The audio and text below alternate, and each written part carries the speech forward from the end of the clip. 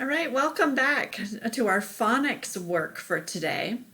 And remember, we're working out of our My Word Study book. Okay, again, this is in Benchmark on Clever, if you would rather access the book that way. Okay, although you don't have to. You have everything you need right here in this book for today.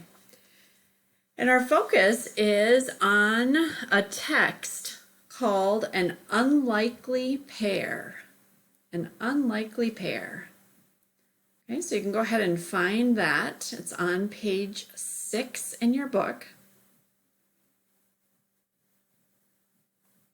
All right, and once you find page 6, okay, I'm going to go ahead and have you outline each paragraph. Do you see how I've kind of circled each paragraph?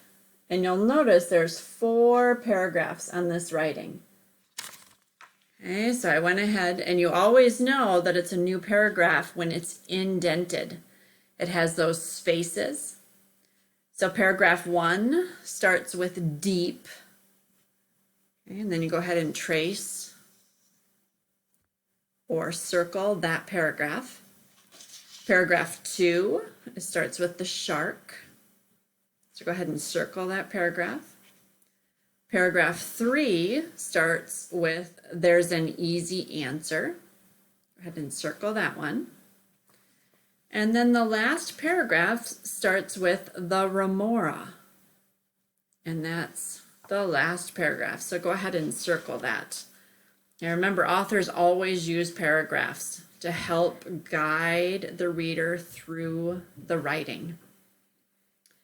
Okay, so today you are going to be reading the text, which is about the remora and sharks.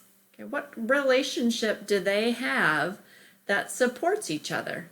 Okay, again, connected back to our theme, how do organisms work together to survive?